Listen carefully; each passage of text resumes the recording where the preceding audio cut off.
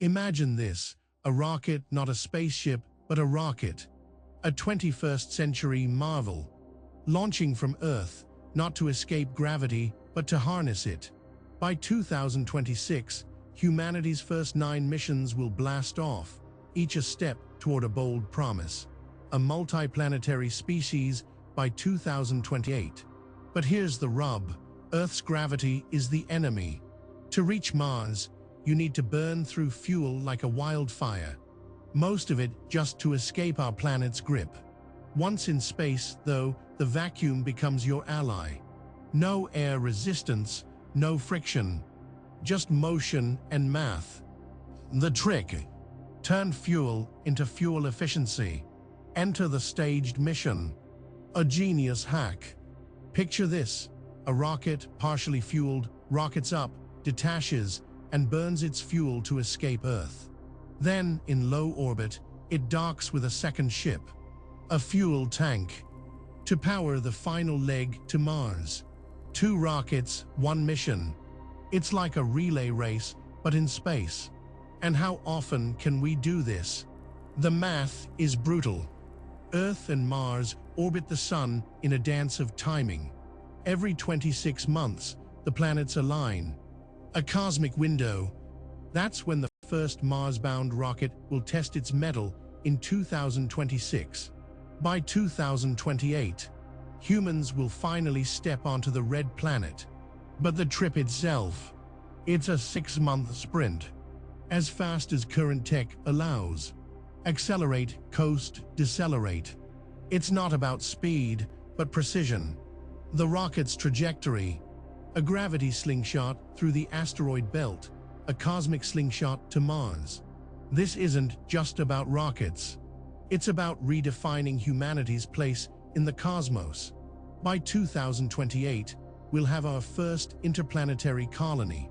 Not a city, not a settlement, a foothold. The next chapter of our story. And it starts now. Narrator, here's the real secret to turning Mars into a second home. Scale. SpaceX isn't just launching 1 ship at a time. They're sending 5. Each trip, a convoy of destiny. Why? Because building a city on Mars isn't about dreams, it's about math. Back in the 80s, lifting a kilogram to orbit cost $75,000. A price tag that made space travel a privilege for governments. But SpaceX, they flipped the script. In 15 years, they slashed that cost to $200, a 375x drop. That's not progress, that's revolution. But here's the catch, a Martian city isn't a luxury resort. It's a 1 million-ton machine, a self-sustaining ecosystem powered by Earth until it's fully independent. At $1 billion, it's a mountain of cash. Yet, this isn't a pipe dream. If tech advances just 1,000 times, the cost of becoming a multiplanetary species drops to $1 billion. A sum the U.S. GDP could fund in 40 years. That's not a fantasy. That's a plan. Enter belly flop. A system ripped from Earth's pool lanes, weaponized for space. The ship tumbles into Mars' sky, using its hull as a brake. It slams through the atmosphere like a falling leaf, churning heat and chaos to bleed speed. This isn't just engineering. It's survival.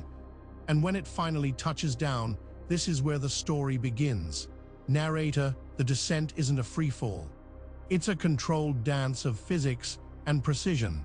Engines roar, slowing the ship like a skydiver deploying a parachute. But here, the parachute is a fusion of rocket science and survival instinct. The goal: a flat patch of ground, but not just any flat patch.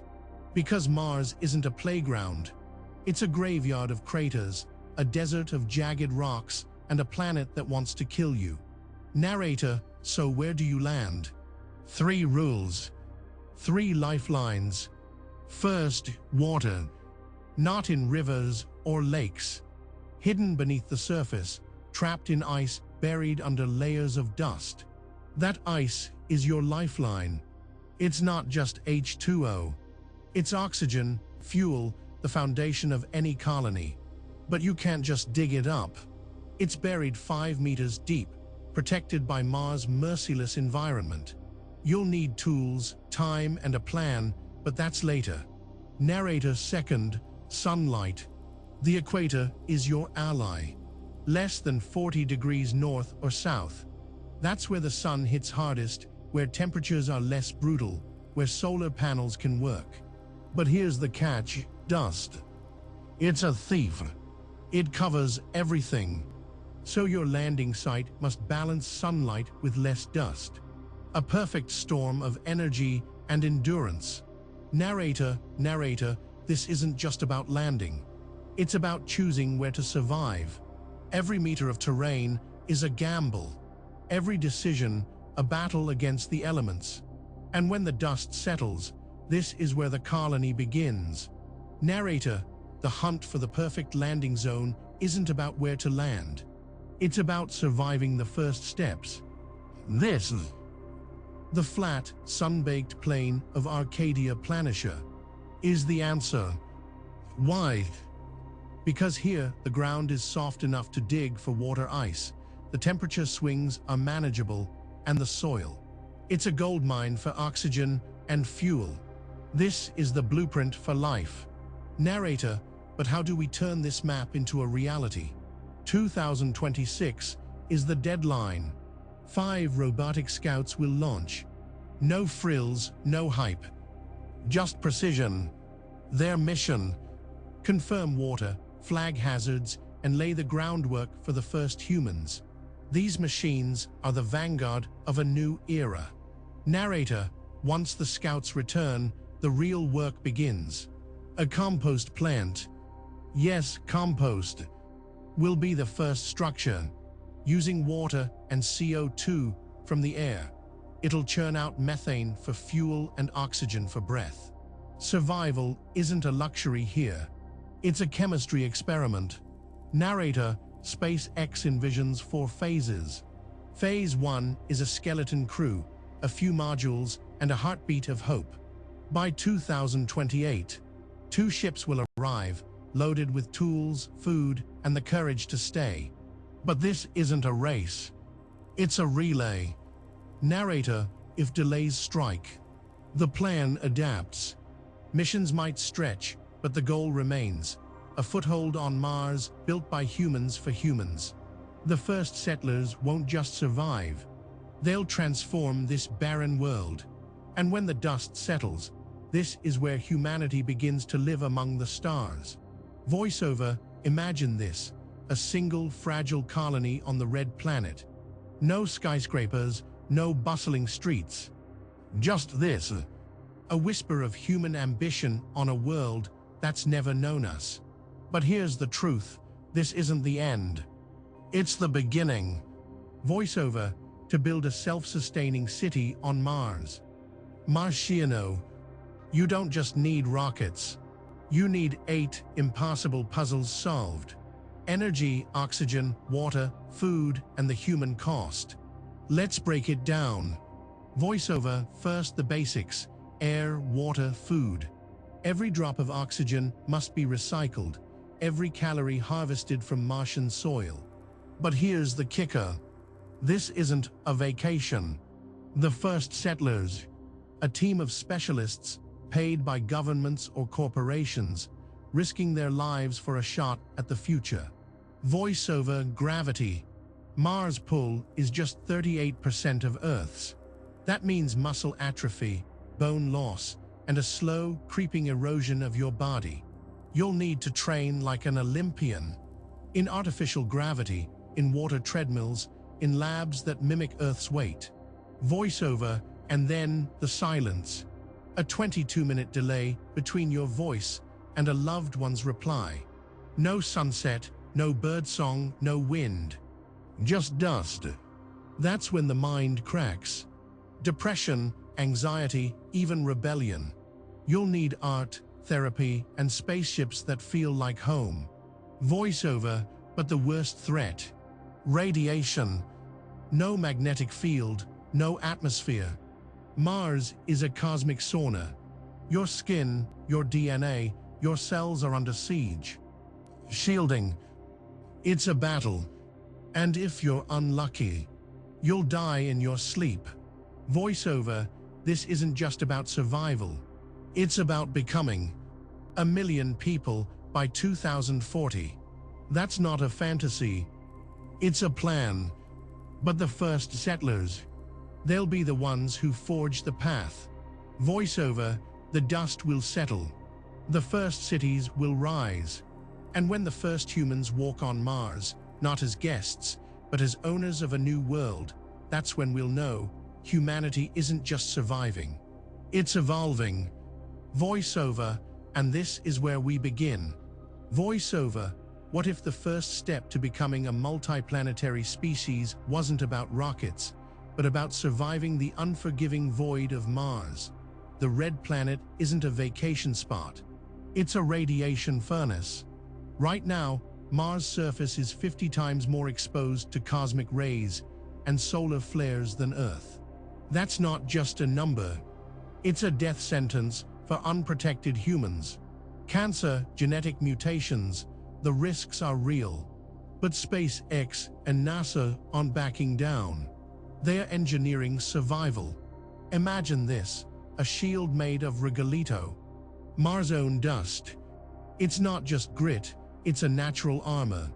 But it's thin, abrasive, and toxic. Breathing it, a nightmare.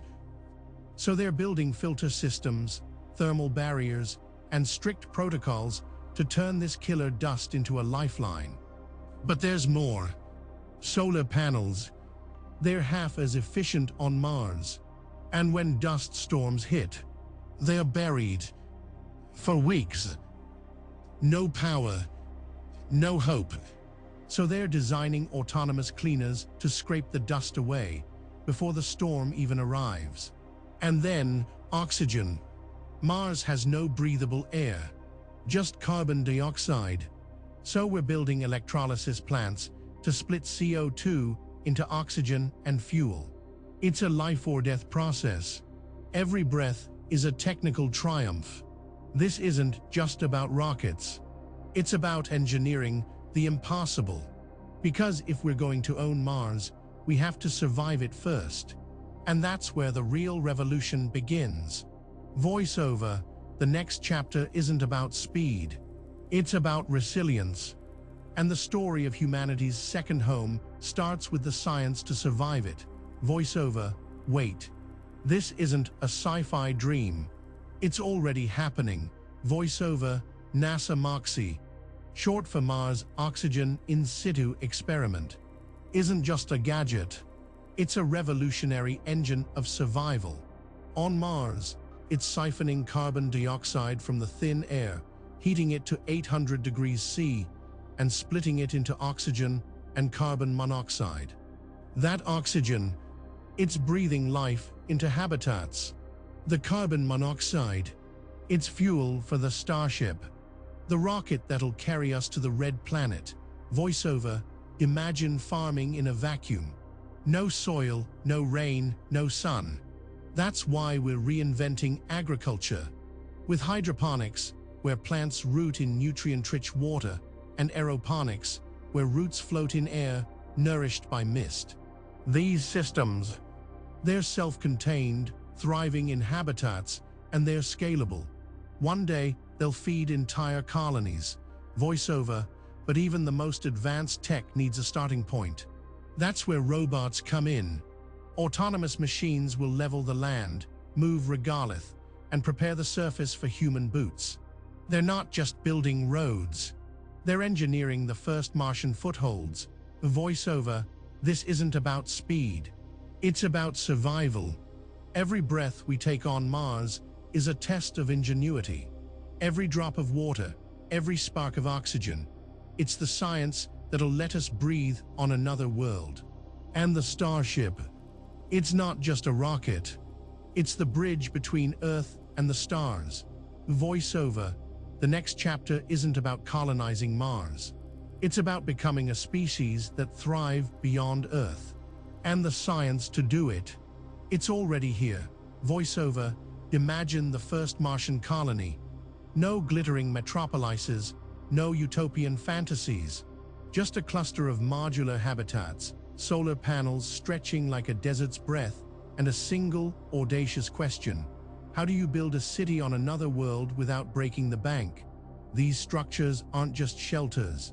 They're engineered to survive the void. Prefab on Earth, shipped via rockets, and assembled with minimal human touch. Think of them as space Lego bricks, each one a self-sustaining unit, powered by the sun, and designed to grow with the colony. But here's the twist. Martian regolith isn't just dirt. It's raw material. 3D printers will turn it into bricks, walls, even entire buildings, cutting the need to haul every bolt from Earth. Yet the real challenge: communication. Mars isn't a neighbor. It's a distant world, 225 million km away. A signal takes 22 minutes to reach Earth. That delay, it's a time warp for real-time control. Enter Marslink, SpaceX's laser-based satellite network, orbiting Mars like a digital lifeline. Starting at 4 Mbps, it'll scale to petabits per second, stitching Earth and Mars together with a thread of light. No more waiting for a reply. Just a bridge between worlds. But here's the kicker: this isn't a government project. NASA funds the science, but the future, it's SpaceX's gamble. They're betting on reusable rockets, mass production, and a new economy. Space tourism. Already, short trips to the moon are testing the waters. Soon, it'll be Mars, where the first tourists pay a fortune for a view of Earth from a red horizon. The cost: sky high. The reward: a species that dares to leave its cradle. This isn't just about building a city. It's about rewriting the rules of civilization. The price: it's steep. But the payoff: a future where humanity isn't bound to one planet. The science is here. The risk is real. And the next chapter, it's already launching. The stars aren't just distant lights. They're the next frontier. And the race to reach them, it's now. Narrator, imagine standing on Mars.